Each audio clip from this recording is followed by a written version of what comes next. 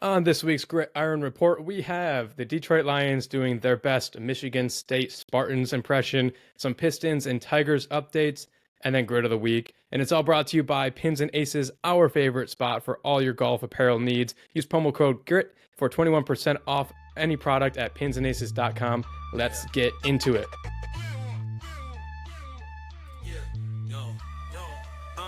In the heart of the city where the lights grow dim, grit and grind every inch, every rim, from the underdogs rising to the legends that win. It's the Grit Iron Report, let the games begin. Every highlight's a journey, roads paved with fire, sweat, tears, and hustle that never expire. From the rookies on the rise to the old hands retire.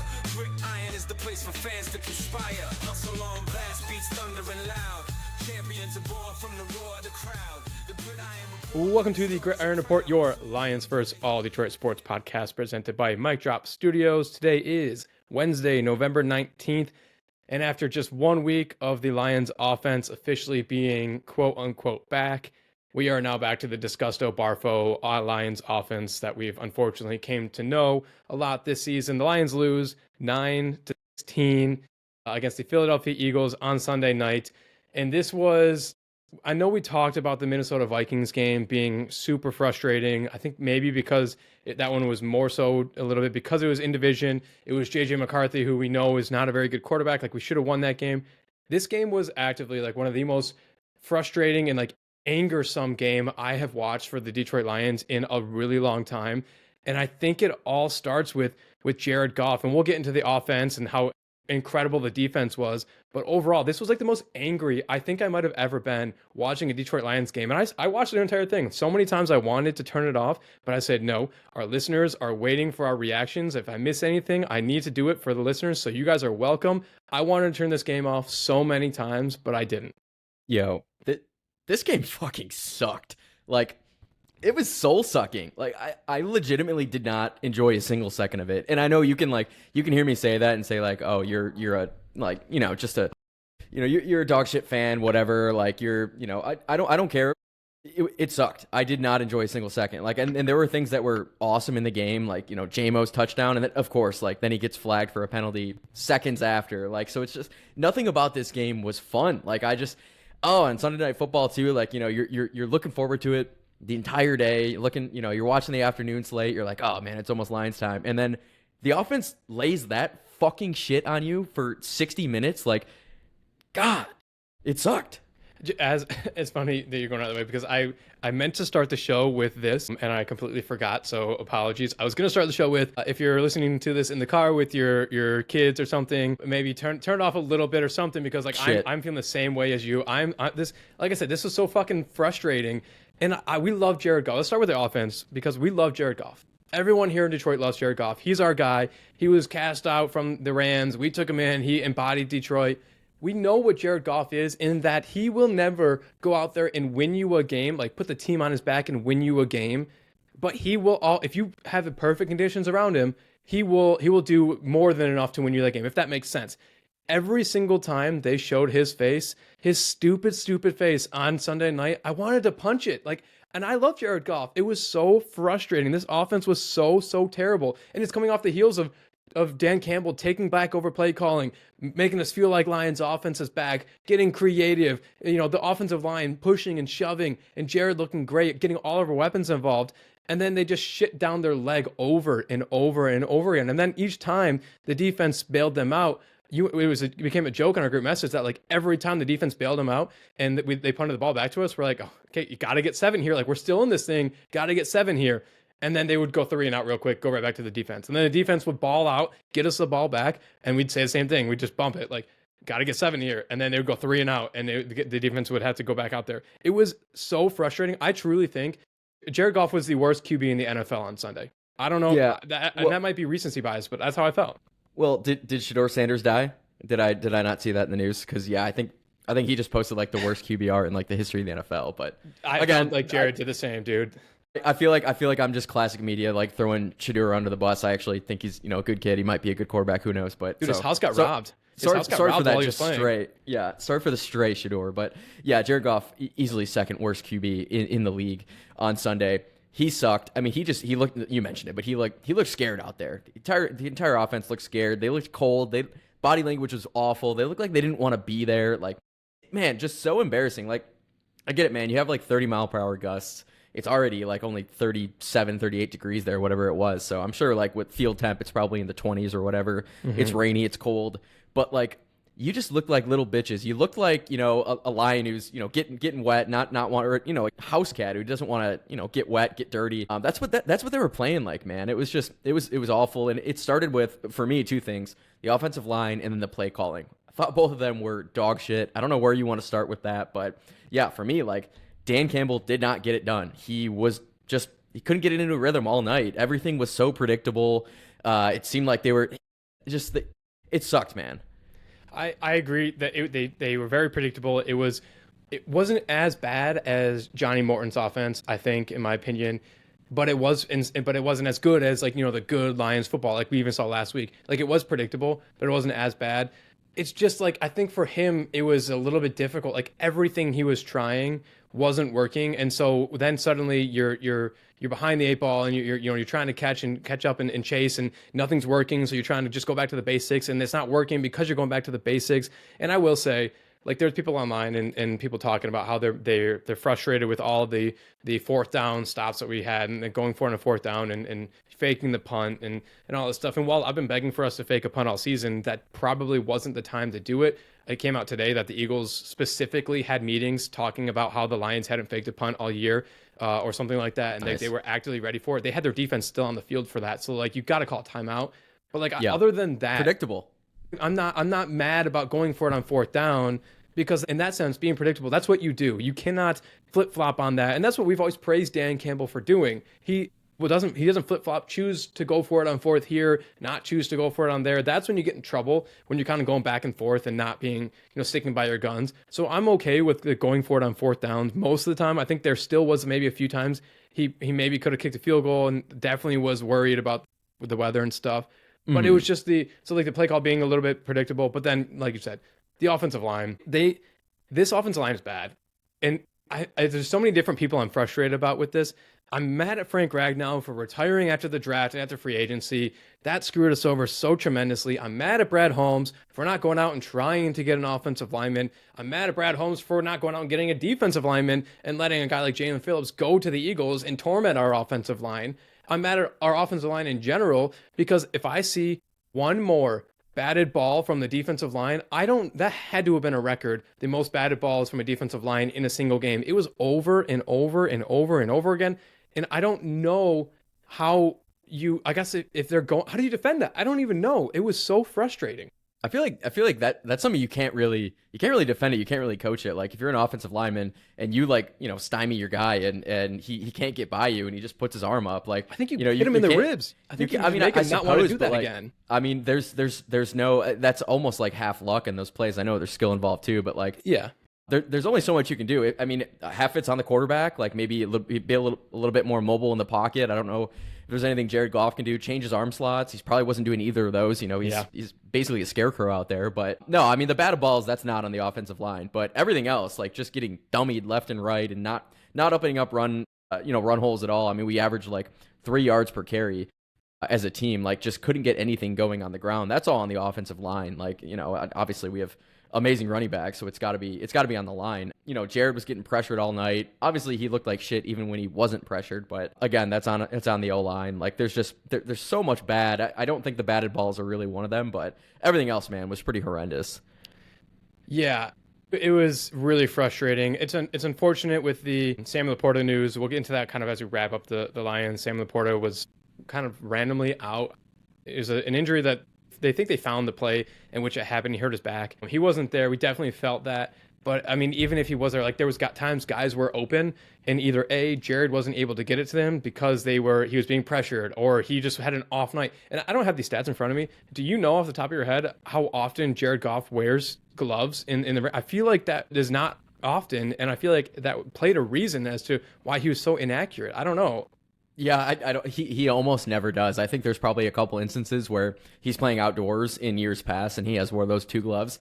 I'm trying to think, because I was at the Bears game This was probably 2 years ago in Chicago. It was cold weather, a game where the Lions were favored. I think he might have been wearing those gloves, and he played like shit. So don't quote me if that's not the case, if he didn't have the gloves on for that game, but I feel like he did. Yeah, I don't know, man. I know that I can't throw a football when I wear gloves, but again, I'm not a professional athlete, so yeah, they were obviously concerned about the rain, about the cold, but yeah, he got roasted on the internet. Like there was memes, the Step Brothers meme, like, yeah, now the two gloves kind of seems fucked up, like the Seth Rogen quote. So no matter yeah, man, what, if you had wore gloves before, like you can't, next time we're outside, you after that performance, you can't come back to it. Like you have to lose the gloves.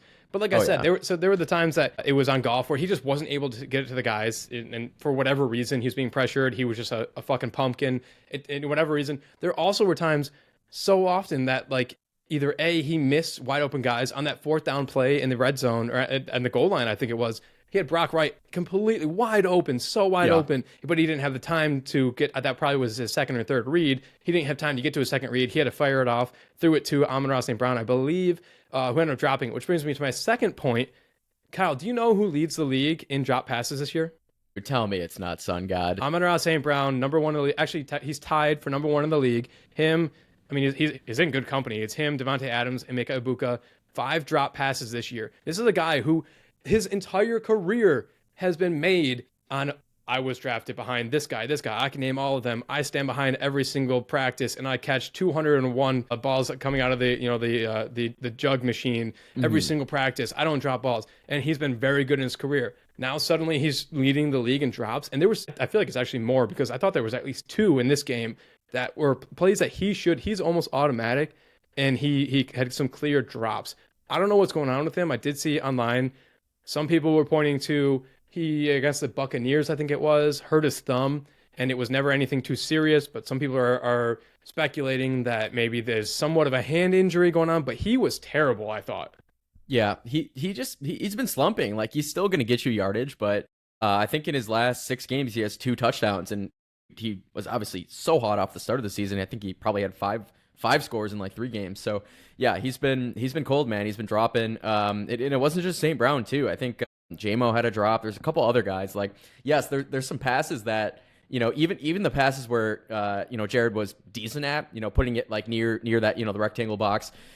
And we were still dropping them. Like, okay, you got to go to your knees, but you still like a catch where you're a professional football player. You should be making that catch. And our guys are dropping. So yeah, any 50-50 ball just did not go our way. We just weren't making plays, man. And I think the guys just weren't ready to be out there. Weren't ready to be in the elements. I don't know what else you can chalk it to. Like, yeah, on the road, it's a very, very tough environment. Those Philly fans are loud. I get it, man. But like, yeah, for Sunday Night Football to just come out and be just lay that much of a dud, like, dude, what are you doing? It's got to go back to coaching. Like the boys were not ready. They were not prepared at all for that game. And it showed, man. Yeah, I said it a few weeks ago that like it's now originally it was like I like the way Dan Campbell reacts to these in the post game press conference. He's saying, "Oh, it's on coaching. This is on me. I need to get the guys ready." But then after you say that for 5-6 weeks, then it starts to get real stale, and it's like, well, wait a minute, why do you have to come out saying this? This is another one you can chalk it up to that. They weren't ready, and I agree with you. It falls on the coaching. We'll never be privy to how these practices go after a game like that. But I hope and I pray that Dan is just laying into the guys. Like, do you want to have any success this season? We're supposed to be Super Bowl favorites, and that was a team out there that didn't want. Look, like the season was over. Like that's why it was so frustrating to me. And I want an apology from the entire offense. Outside of, I thought Jahmyr Gibbs was okay with what he was given. He averaged 3.3 yards, had 12 carries for 39 yards. I thought, obviously, he did more in the catching game. He had 5 receptions for 107 yards. So I thought Jahmyr Gibbs had a good game. And then I thought Jameson Williams had another good game, which now it seems is back-to-back games of J-Mo having great games, back-to-back games in which Dan has been calling the offense. So it seems like Dan is really pushing to get Jameson Williams back involved. You already mentioned it, the terrible, terrible celebration that in the game that like its points are so hard to come by. You felt like maybe like, okay, we broke free. That was a great J-Mo play. And then you do that and just immediately rips all the wind out of your sails. So that's brutal. But so actually, yeah, I do want an apology from him too. I want an apology from everyone on the offense, not named Jahmyr Gibbs. Dude, just so fucking dumb, dude. Like, obviously you just score a huge touchdown. You're about to take the lead. you know that these gusts are 30 miles per hour, and you know that a 15-yard penalty is going to make this kick damn near impossible. Like, it's just so fucking dumb that you do that. Like, now, granted, was it a hilarious celebration? Yeah, and if it happened at Ford Field, I probably wouldn't have, been angry. But, in this spot, you have to know better. Like, it's just Jameson Williams, like, use your fucking head, you absolute moron. I will say, yes, I agree. He played an awesome game, 4 for 88. Long of 40, which I think was that touchdown. But dude, use your head. I do feel like it just, a lot of that momentum was just sucked out of the, out of Lincoln Financial when we shanked that kick from 48 yards because the wind is a billion miles an hour. Like, use your fucking head, Jameson Williams. But yeah, I do think Jahmyr Gibbs, in the receiving game, he was awesome. Multiple long runs. I'm pretty sure his longest catch, we probably didn't even score on it. I think it was one that we went for it on fourth down. Fairly certain we didn't get points on that drive, but yeah, he was a lone bright spot in an otherwise abysmal offense, and the offense owes the defense, and the special teams owes the defense just huge apologies because 16 points allowed and you lose. Shame on this offense. 100%. And moving over into the defense, it's a similar last week, and like this Eagles offense has issues. We knew this last week when they were playing the Packers. Like this Eagles offense, they have so many talents, so many weapons, but they're just not really, they haven't been able to put it together. And for them, it kind of starts with the rushing. They're not able to get the rushing attack going, and because of that, they're having troubles getting the offensive going. The defense was fantastic, and we're not going to sit here and act like we're playing the best team in the world offensively, but like the defense was fantastic over and over and over again. Calvin Shepard is doing the impossible and making a defense that's full of your local neighborhood guys ball out and doing everything they can to win this game. I mean, I joked about it in the beginning of the show that like it became an ongoing running joke in our group messages that like every time the offense would get the ball back, we'd be like, all right, somehow we're still in this. We got to get points here. And then they don't. And the defense would stand back up and they would do the same thing. We'd be like, all right, now offense, now somehow we're still in this. Offense has to do something. And they wouldn't. The defense would have to get right back out there. They were fantastic on Sunday night. They were so awesome all night. Yeah, you said it. Continuously put in tough spots by our moronic offense and our asinine special teams that are just fucking up left and right. And time and time again, this Lions defense, like they're like, you know what, we're just gonna go to work. We give the ball back to the Eagles on the 30-yard line. We're gonna stop them. We're gonna hold them to a field goal. Coming up with big stops left and right, holding Jalen Hurts to 14 of 28, 135 yards. And even on the ground, like, Jalen had a couple good rush plays, 31 yards on the ground, but on 10 carries, just time and time again, our defense stepping up big, holding Saquon Barkley to 3.2 yards per carry. And I'll say it again, man, you hold a team to 16 points in the National Football League, you should win that game. Every single game on your schedule should be a win when your defense, only gives up 16. So once again, shame on this Lions offense, man. Like, I'm so pissed, man. Way to just spoil an incredible defensive effort on Sunday Night Football. Defense comes to play in a cold environment, just smash mouth, making a Super Bowl MVP look like a bottom third quarterback in the league. Like he looking like a guy who maybe shouldn't even be out there. And yet you still lose the game because of the offense, man. Shame on them. Yeah, so shout out Jack Campbell. He was all over the field, had 15 total tackles, 7 of them being solo, a tackle for loss. Rock Ya-Sin, who had a really great game, 6 total tackles, 5 solo. The egregious call to end the game on Rock Ya-Sin. Oh. Shout out to Chris Collinsworth for, as problematic as he is, he was very vocal on the call saying like, that is a terrible call no matter what, but in that circumstance you cannot call that. So shout out to him, shout out to everyone, every other ESPN head or anyone else that was talking about it, because they were all saying the same thing, not letting this go kind of under the rug, even though we'll never hear about this again. Terrible call. But shout out to Rock Ya-Sin putting up a great day. You had Aiden Hutchinson with a half a sack, Roy Lopez half a sack, Trevor Nowalski with a tackle for loss. Like these are guys that are neighborhood guys outside of obviously Aiden, and they're having great games. Jack Campbell was just absolutely insane. I mean the defense. I don't know what else more we can talk about with this defense. I will say, and actually let me hold this because I have one small take that I want to bring up as we wrap up this review because it's a little bit crazy I think, but yeah, the defense was fantastic. I have a question for you too. You mentioned the blown pass interference call on the last drive. Insanely bad call in the biggest spot of the game. A question for you, Tyler. What is worse? The NFL admits that they fucked you, or the NFL ignores the blatant missed call or the blatant flag that shouldn't have been? I think they ignore would be better. I think. I think what they did because they actually the third option in which they did was double down with what the referees are seeing, and they came out and said like the referee was like, oh, I saw his hand not be able to go up, so like doubling down that they think they made the right decision. That's definitely the worst of them all. Doubling down. Did they double down? I didn't even see that. I thought they ignored it. I haven't heard anything. Well, the NFL ignored it.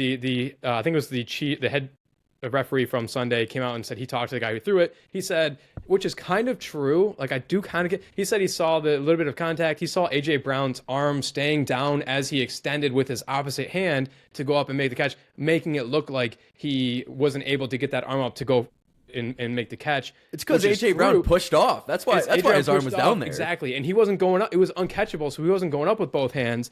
And so his arm wasn't held down. He just didn't go up. And the referee said like, oh, I saw his arm not be able to go up, so that's why I threw the flag. So they had a third option in which they doubled down, saying that they think it was the right call, which obviously it wasn't. And that's definitely the worst of the three scenarios. Agreed. That's definitely the worst, man. Yeah, but but besides that, I can't say, I know we've been super negative, rightfully so. But I can't say enough good things about this Lions defense. Like they were still down both of their starting cornerbacks, and yet they still held Jalen Hurts to just 135 yards on the ground. Granted, we know that Hurts and this Eagles offense have been struggling, but still, like just to answer the bell, to answer the call time and time again, like can't say enough good things about this Lions defense. And once again, shame on the offense. Fuck y'all. Yeah, well, if we're giving out fuck yous, I want to give another fuck you to Brad Holmes for letting Jalen Phillips destroy us. He had five total tackles, 2 solos, 1 tackle for loss, 1 sack. He was making our life miserable, and it's just an absolute shame that we saw the guys that we had and said, nah, we're good with our guys. Again, we don't need to get into that again because every single trade deadline, you and I do a full show talking about how that attitude that our guys over your guys, our guys over everyone is going to get us burned or continuously gets us burned. So we don't need to open that again. But I do have a question, and I don't know. I don't think it's going to be received well, but I'm just a little bit curious if some of our defense is a little bit soft. Some of the players are a little bit soft and not the guys that are playing. The guys that are playing, shout out to them. They're playing great. They're playing great. They're keeping us in the season alive.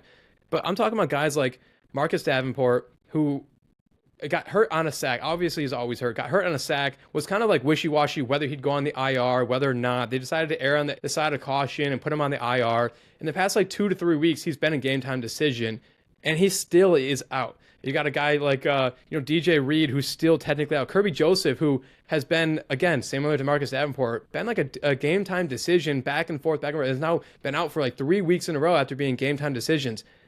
How are you a game time decision 3 weeks in a row and not able to suit up? And I know it's an overreaction. We're not doing an overreaction Wednesday, but it's an overreaction to say like this. Some of these guys are soft, but like, how are you 3 weeks in a row game time decisions and still not able to go? I don't get it.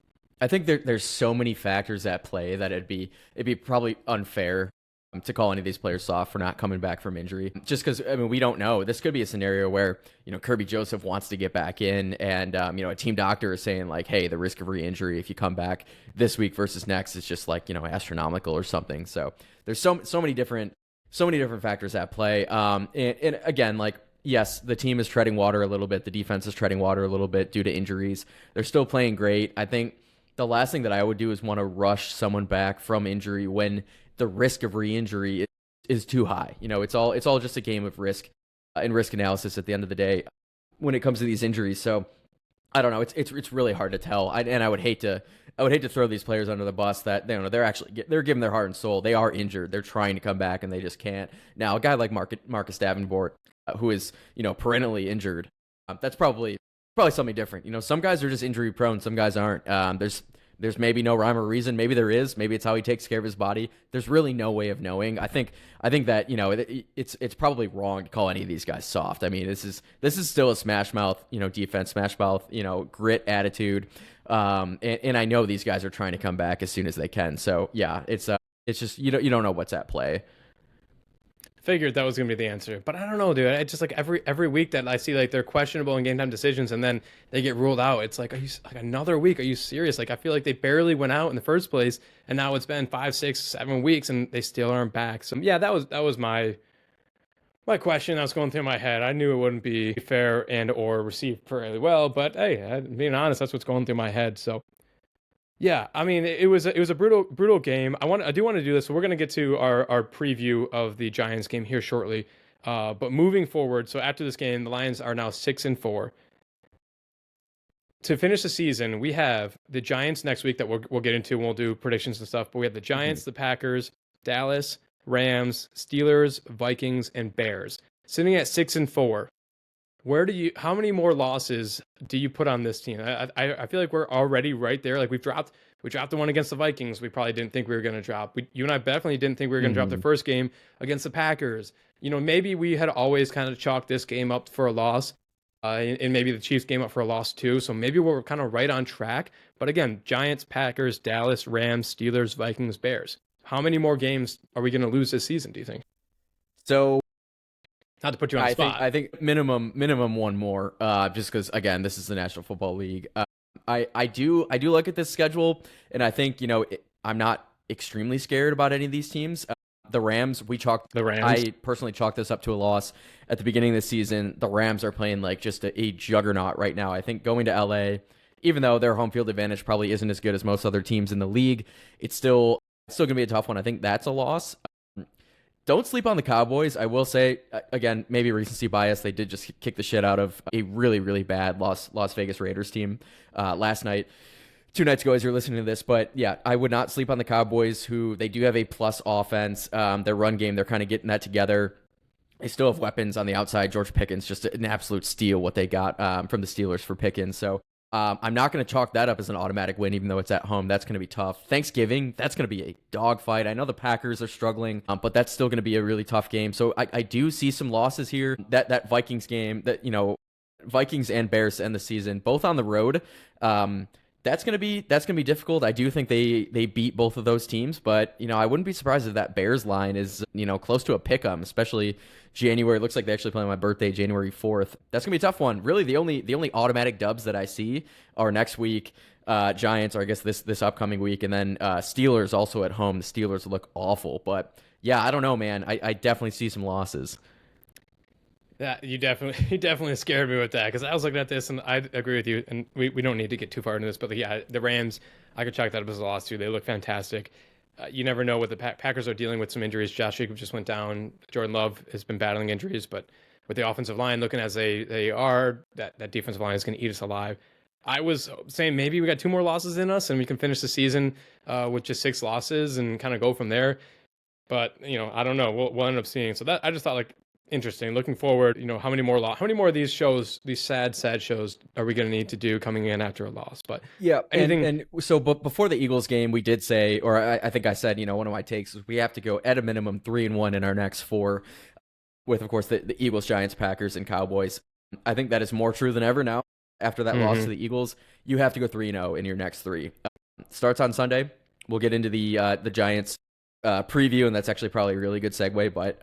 Yeah, you have to win on Sunday. You absolutely have to beat the Packers on Thanksgiving Day. And then when the Cowboys come to town, that's, I think, either Sunday night or Monday Night Football, whenever that is, December 4th. It's actually Thursday Night Football. So there we go, Kyle. 0-2 there. But these are must-win games. You got to go 3-0 in your next 3.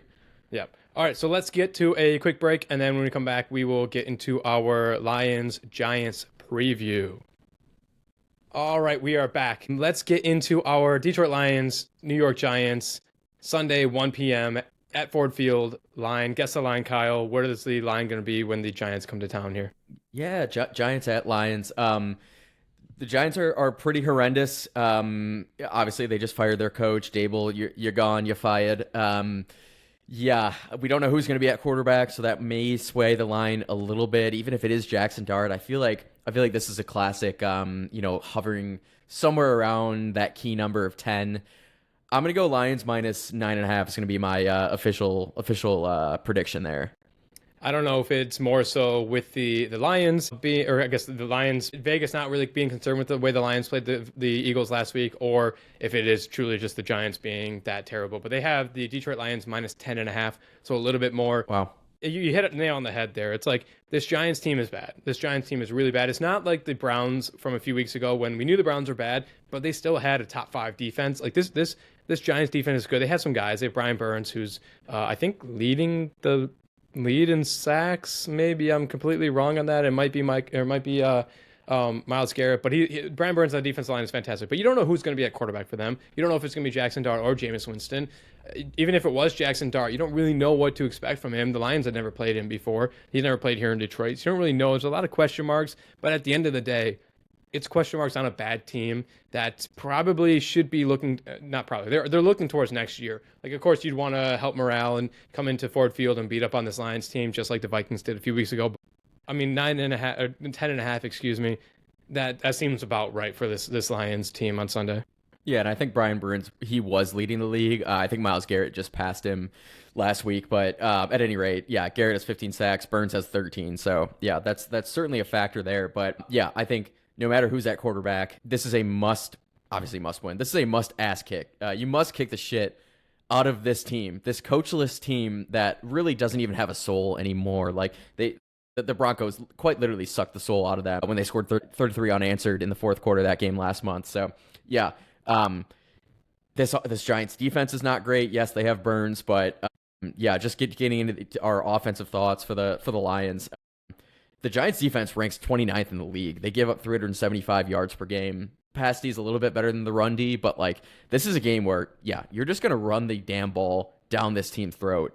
And I wouldn't be surprised if, Gibbs goes over, that century mark, 150 yards. Like he's going to be, yeah, book him for a big game, book Monty for a big game. I think this is just a game where offensive line, they feast after really getting your ass kicked against, a great Philly D line. This is a spot where, yeah, the Lions offense is going to feast, and it's going to be an ass kicking. Yeah, it's going to be a get right game. And it almost feels like, remember a few weeks ago, I had mentioned that it was almost like in a sense where like you win, it's a lose-lose because you win the game and everyone's like, we're right back. We're back. Like you win decidingly and you're like, oh, we're back. Super Bowl campaign is back on, yada, yada, yada. But then then the next week you go out and you lay an egg and you're like, shit, we're right back where we were. And it's because you're kind of playing a really great opponent and then a really bad opponent, really great opponent, really bad opponent. And this entire season, the Lions have beat up on the bad guys and have kind of struggled. I think they're 2-4 against teams that are considered like playoff teams. So it's like, yes, technically, we just played a really good team. We look terrible. This is a time when we should beat up on a bad team and get us back. And to be honest with you, the way that game went last week, I don't really care about like a win-lose or a loss, whatever. Like I want us to kick the shit out of this team and I'll take it. I'll be happy about it and just know it was just the Giants. It hasn't really changed how I should feel about this team. But yeah, this is a game that like you absolutely have to win and you have to win decidingly. It's also a game, I think, a perfect game in which like a lot of the guys that have been injured and the guys that I was just talking about that have been questionable kind of week-to-week basis, it's a perfect game, I think, for them to come back and kind of ease their way into this. They can play a few games. Hopefully, the Lions are ahead by a certain point, towards the second half, and, they can just kind of get in, whether that's in the first half and then pull them in the second half and just kind of ease them back into game modes for guys that like Rodrigo, who hasn't played all season, guys like Marcus Davenport, who haven't played in multiple weeks, that probably aren't in super great condition. I think this is the perfect game to slowly start to ease those guys in. And then the last thing I'll say is like, please, I want Jameis Winston so badly. Like everyone loves Jameis Winston. I want to play against him so badly. He's so fun to watch. He's so reckless. It'd be so fun to have the Lions defense playing against him.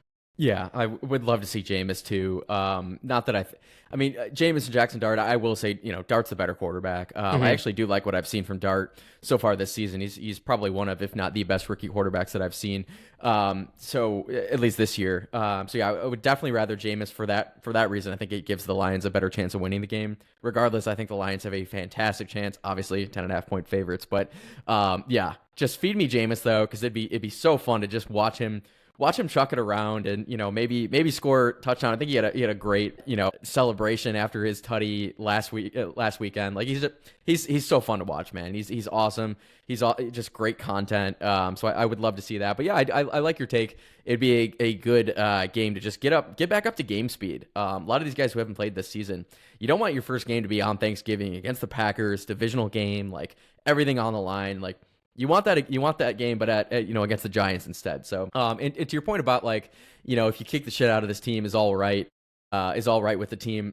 I think that there's enough data points that show that the Lions they have a lot of holes. They're flawed, and they're not one of the best teams in the NFC. I still think they are probably a top 4 team in the NFC, but nothing that they've showed me against contenders do I think, oh yeah, they're the best team. They are the best team in the NFC. They're just not.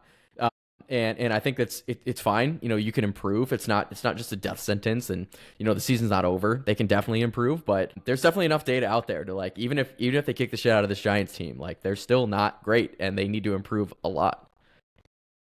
Yeah. So just speaking on the injuries, Dan Campbell came out today and they asked him about the guys. He was his normal Dan Campbell self, playing a little bit coy with some of the guys, but he did say Malcolm Rodriguez, nicknamed Rodrigo, is on track to play this week. They opened up his practice window. He was kind of going back and forth whether it actually would open up his practice window, and if they didn't, he would have been out for the rest of the season. They did it at the last minute. That is that 21-day practice window. So kind of surprising that he said he is on track to play this week. With it, just opened that up. And then the other guy was DJ Reed, is expected to make his return this week. Again, a lot could happen in the next few days, but it does sound like we're going to get those 2 guys back, which will be great. It'll be really nice to get those guys back. On top of them, being eased back into playing time. This is just another game that I think the offense needs to work through all the issues they have and get back to this is how we should be playing. Let's get back into that groove. Let's find how we were playing so tremendously in the rhythm in which we were playing with last year, whether that's Dan Campbell and Johnny Morton figuring it out, how they're kind of playing off each other, or whether it's the physical offensive players, reacting to the changing of the play calls and the changing of the style mid-season. That's another thing. They had to use this game, not just to win and come out with no injuries. They had to use it, again, to get back into some sort of rhythm. Because like you said, the rest of the season, walk through it. The rest of the season is not necessarily a cakewalk. It's they got to get this offense right. And this is the perfect opportunity. There's a chance, if we didn't have this game, I'd be concerned. So you have to capitalize on this as an offense and get back into a rhythm. Yeah, got to take care of business. And then, on the defensive side, again, we don't know if it's going to be Jameis or Jackson Dart. Neither scares either of us. Neither should scare, anyone on that Lions defense. But it just would be really great to get these injured guys back, ease them in.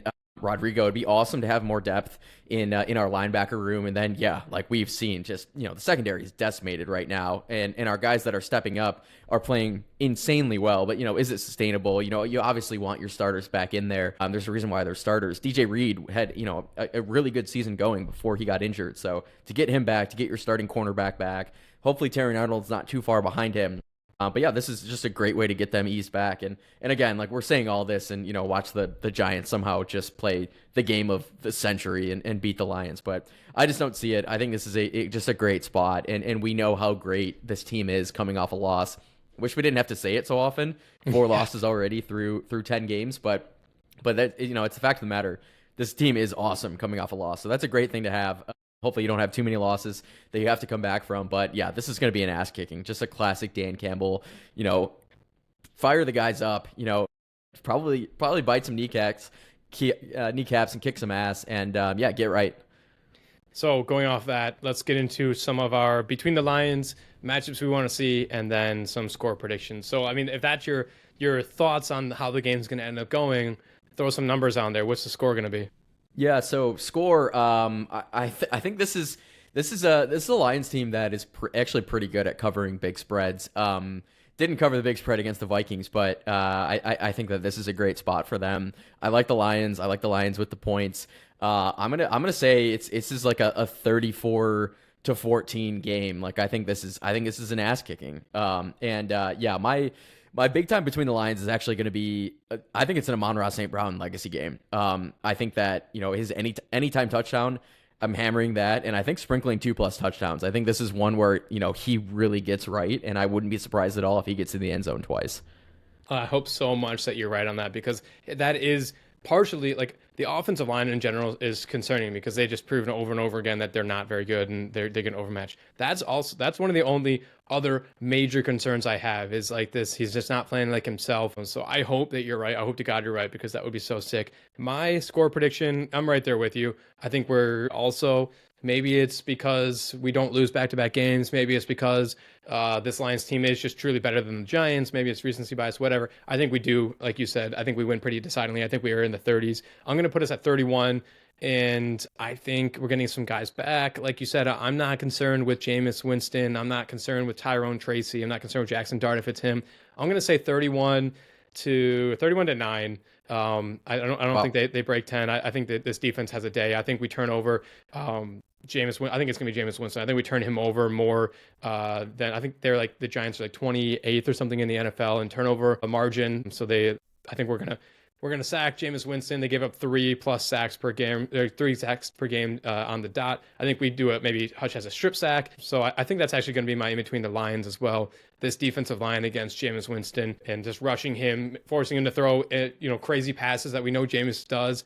We're getting a strip sack in there, turning the ball over. It's going to be my in between the lines, this defensive line versus Jameis Winston.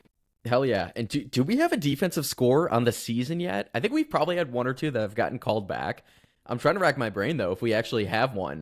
Yeah, we had one called back for a TA penalty. Yeah. Or Brian Branch, one of the two, had a penalty that got called back from Hutch, I believe.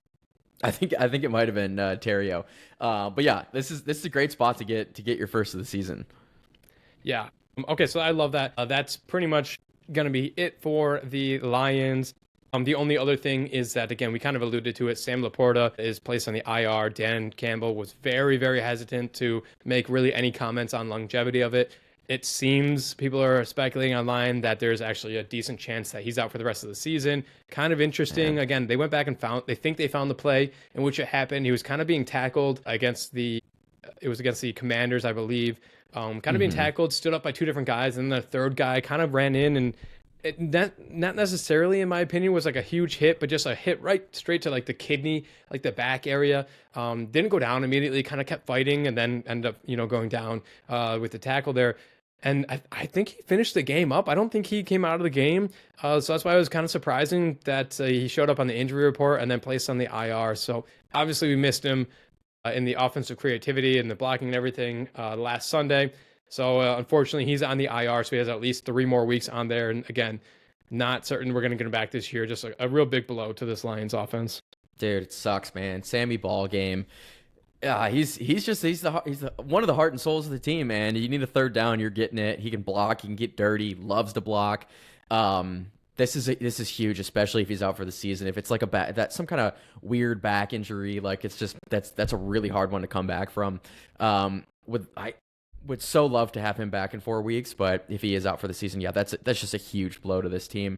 And just another reason why I don't know. I'm just not confident that this team can go out and make a run in the playoffs, win playoff games, especially if it's going to be on the road. If you come into the playoffs as some 5-6 seed, whatever it is, playing on the road, man, it's tough. I'm trying to be glass half full, but it's getting harder and harder, Tyler. It's Brock Wright time. Brock, a few years ago, if you remember, I think it was the 49ers came calling for Brock Wright and basically gave him an offer, and we had to come in with a crazy high offer in order to keep him here. Brock, it's time to make your money, my friend. You got to hold down the fort until Sammy Ballgame gets back. But yeah, let's get into some other Detroit sports news. Let's start over with the Pistons. But before we do, you have some words from a sponsor. Let's do it. Yeah. So this Pistons segment is brought to you by our good friends, our great friends at Cozy Earth. Cozy Earth's luxurious bamboo bedding and pajamas. They're loved by Oprah, Kris Jenner, thousands of other customers. They offer the ultimate in softness and cooling comfort. Our listeners can enjoy an exclusive discount with promo code GRIT. That's promo code GRIT at CozyEarth.com for 41% off your first purchase. Huge discount first purchase. I mean, Cozy Earth, these are good friends of ours. We love them. I'm definitely going to be, maybe thinking about my loved ones for Christmas gifts. Things from Cozy Earth. I mean, these guys are awesome. So yeah, check it out. Promo code GRIT, GRIT at CozyEarth.com. 41% off your first purchase.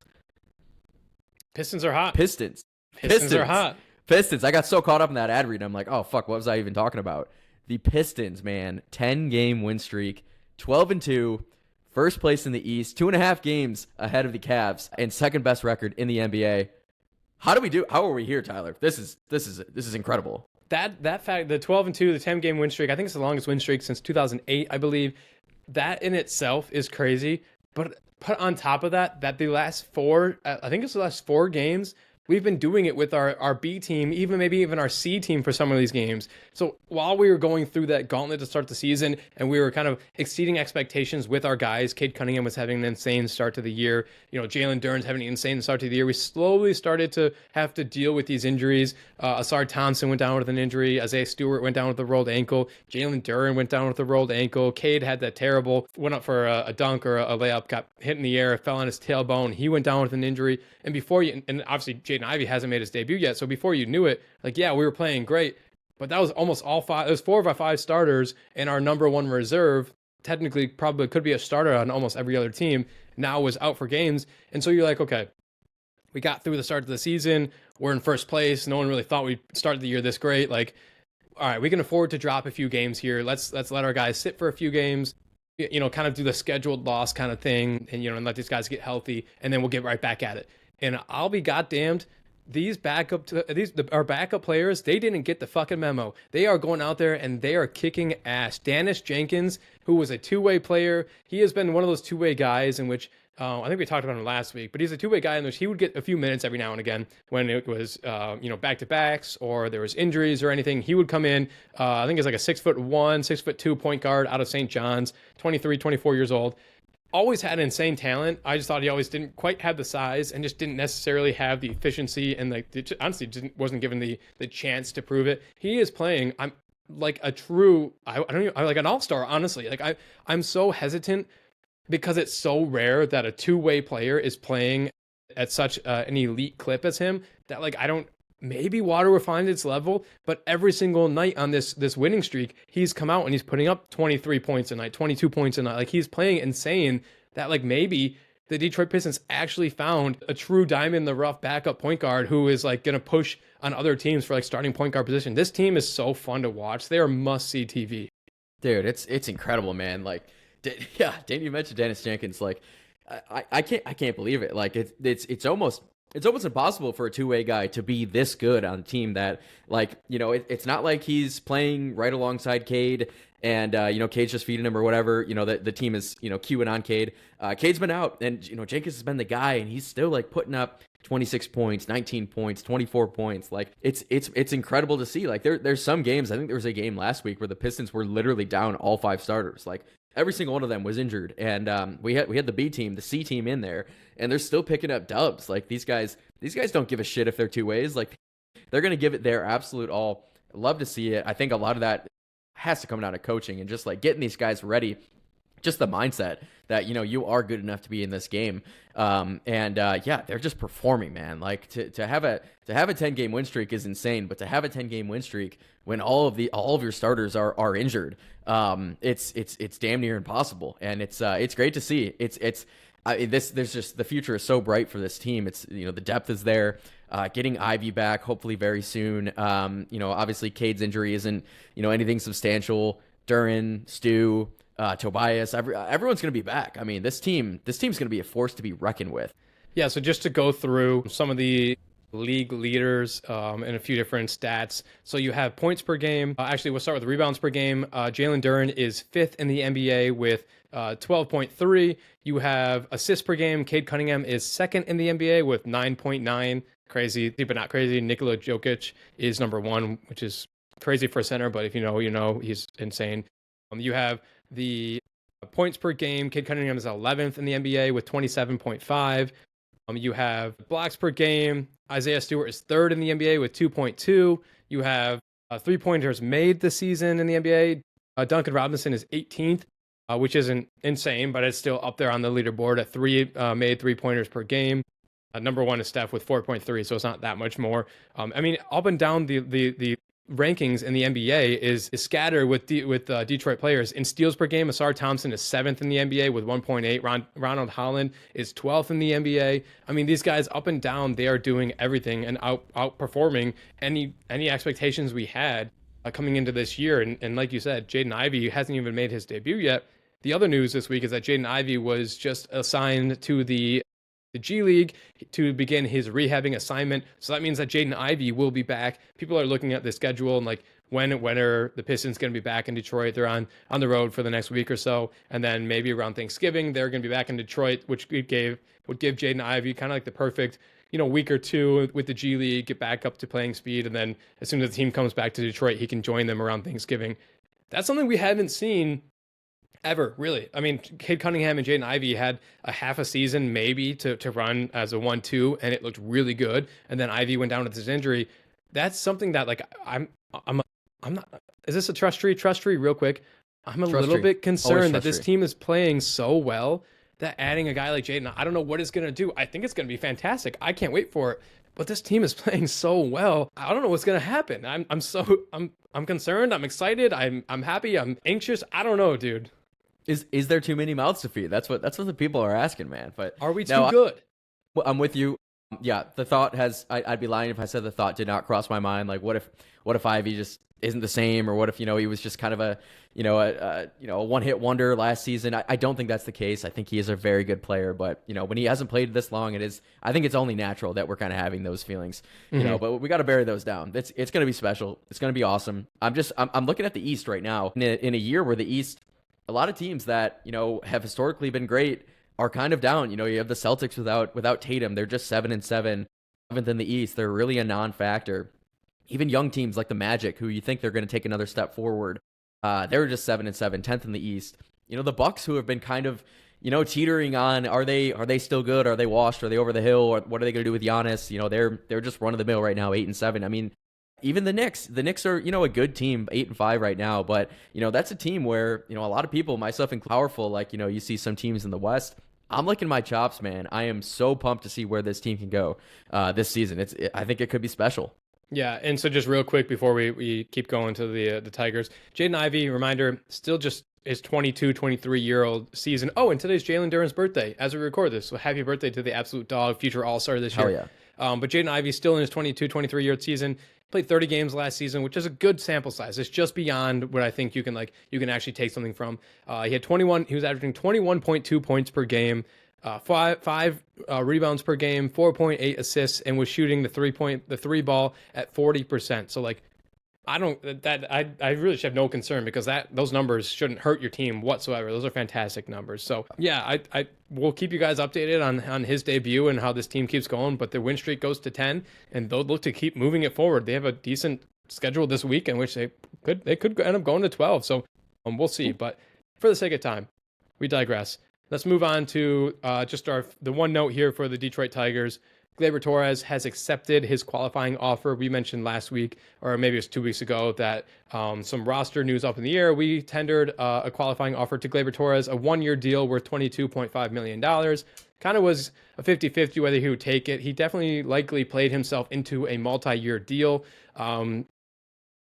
People kind of thought he might take that. I don't know if those deals just weren't out there or if he believes in what was going on in Detroit and just loves, the AJ Hinch and the Tigers and Detroit itself. He ended up turning down any other offer he had. He's going to stay here in Detroit for at least one more year, which is kind of what you and I were hoping at least a little bit. The expectation is that Kevin McGonigal is going to be coming up.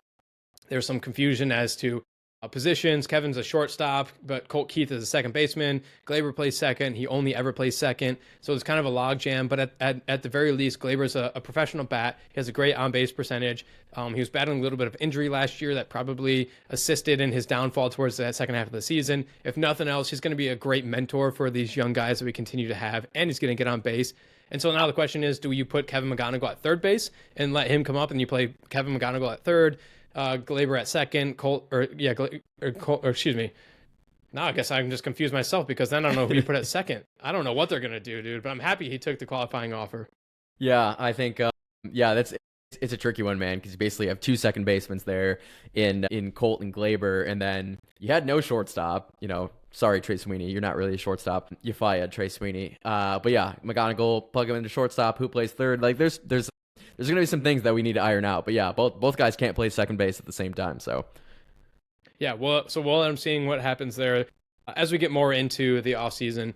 There's got guys that have been tied to Detroit, Kyle Tucker, Alex Bregman. Apparently the Tigers are back in on the Alex Bregman sweepstakes. So, we'll continue to update you guys as we go along the Tarek Skubal stuff, which I think is probably put to bed for now, at least for this offseason, but we'll continue to keep you guys updated. But let's wrap up the show with our grit of the week. Before we do that, grit of the week is, as always, brought to you by one of our favorite sponsors, Pins and Aces. Kyle, you like to golf, right? You're pretty good. You have a 40 handicap in golf? Damn, just throw me under the bus, man. A little bit south of 40, I will say that. But yeah, dude, love to golf. Pins and Aces is awesome, man. It's your one-stop shop. 40, 50, 60 handicap, whatever you are. Pins and Aces is a Colorado-based golf brand making premium polos and head covers and gear that perform on the course and also stand out everywhere else. All this stuff is made in the USA with quality that you can actually feel. It's stuff that you are proud of, stuff that you're proud of to give to other people. As we're getting into the holiday season, this is stuff that you can give your loved ones. Get ready for the next season's golf outing. Enjoy an exclusive discount with our promo code at pinsandaces.com. The promo code is GRIT, G-R-I-T, for 21% off any product. Again, that's promo code GRIT, G-R-I-T, at pinsandaces.com. Grit of the week. Who are you going to go with? You want to kick us off here? Yeah, dude, we talked about it, but this guy is so deserving of a grit of the week. And that's Dennis Jenkins, man. Dennis Jenkins, 22 points per game over his last 4. He's shooting 48% from three. He's also, adding 4 assists a game. This guy can do it all for a two-way player. I mean, he's looking like a future star. Again, don't know if it's flash in the pan, pretty small sample size, but regardless, we will absolutely take it. This guy's just, he's just stepping up. He's like, yeah, next man up. I'm gonna be gritty, and I'm gonna win the Detroit Pistons games when they're down 3, 4, 5 starters. Don't matter. Dennis Jenkins, grit of the week, man. He's deserving of it because he's making the plays that we've already talked about. He's making the 3-point plays. He's doing everything he needs to this year. And I mean, this is like even before. I think his stats are pulled down a little bit because he saw some games before he was actually put in the limelight for the last few weeks. But this year he's averaging 11.6 points per game, shooting the 3 ball at 48%, which is insane. But what I love from him most is that on top of the scoring and doing whatever he needs to do while Cade and the boys are out, he's doing the hustle plays. He's the guy that's diving into the corner of the court to get the basketball. He's doing what he can to get back on defense. He's flying around, doing everything he can to help us to win games. And I mean, you're right.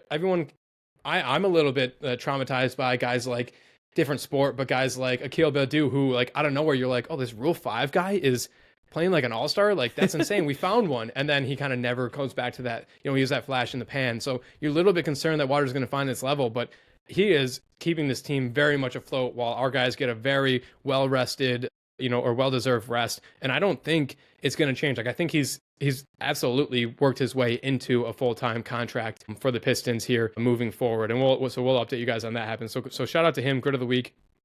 My grit of the week is staying with the Pistons. I'm going to go with Cade Cunningham. It was just announced through Nike that he has signed a 6-year Nike deal. One of the 6 active NBA players to have a deal with Nike and have an actual signature shoe. So he went on, I think, Kevin Durant's podcast and was talking about his signature shoe. He already has one of the sickest logos in the game. His Cade Cunningham logo is so sick. He's getting his signature shoe. I'm so happy that the NBA and the world is seeing what we're seeing in Cade Cunningham. He's so deserved. Like, having a signature shoe is insane. Like, not everyone does it. I think that, like I said, there's only like 6 of them. It's like Giannis. It's like it's guys like LeBron, guys like Kobe Bryant, guys like Steph, guys like KD. Like, only the best of the best get signature shoes. And so I'm so happy that Cade is finally being recognized at a national level. Shout out Cade Cunningham, my grit of the week, for his signature shoe deal. Dude, love that, man. It's insane. Like, we these are things that we've been saying literally since he was drafted. Like, Cade is the truth, and yeah, the national media didn't quite pick up in time, but yeah, everyone knows it now. He's going to be starting in the All-Star game. He's a all NBA type guy. I think he was like 13 All NBA or second team last year. So yeah, just so well deserving. He's one of the best point guards, one of the best players in the league. He's now sought it, talked about as a top 10 guy in this league. So yeah, of course. I mean, having a shoe deal, it makes a lot of sense, man. And it couldn't have happened to just a better person, a better player. Like, he's awesome, man. I think he's both of our favorite players on this Pistons team. Among great players, he's a tier above. He's our golden boy. We love him, and well-deserving, and a well-deserved grit of the week. He's going to get a lot more of those. But yeah, shout out Cade and his shoe deal. Yeah, I mean, I'll go one further and say he's my favorite athlete in Detroit. Like, the way that he fought through the record losing season a few years ago, and and just never got down on himself, never got down on his teammates, never took it out in the city, never showed it, and now he's just doing what he's doing. And I mean, I could sit and watch him play literally nonstop. I don't ever want to see him ever in another jersey ever. So yeah, shout out to Dan and shout out to Cade. Two of the best point guards in the NBA, a best 1-2 point guard. I don't know, who's to say, but that's neither here nor there. All right, that is our show. Thank you guys for tuning into this week's episode. You can find both Kyle and I on Twitter at Kyle_Marino and myself at Dutton_Tyler. You can follow the podcast itself on Instagram or TikTok at Gridiron Report, on Twitter at Gridiron Report 1, or you can watch us each and every week on YouTube at Gridiron Report. Finally, you can join the conversation next week by calling into the Gridiron Report voicemail for us to play and discuss on the podcast. That number is 313-306-7939. And then if you like this episode, please take a moment to rate it 5 stars, leave a review saying so. Follow us on all forms of social media, interact with us on social media, interact with us on that voicemail. We love talking with you guys. We could sit here and talk about Detroit sports and literally forever. So as long as you guys are interacting, we're going to keep bringing you Detroit sports stuff. Thank you guys for listening. Hey, restore the roar. Yeah. Every highlight's a journey, roads paved with fire, sweat, tears, and hustle that never expire. From the rookies on the rise to the old hands retired, grit iron is the place for fans to conspire. Hustle on blast, beats thundering loud. Champions are born from the roar of the crowd. The Gridiron Report where the stories are proud. Tune in, bring the heat, make your fandom a vow.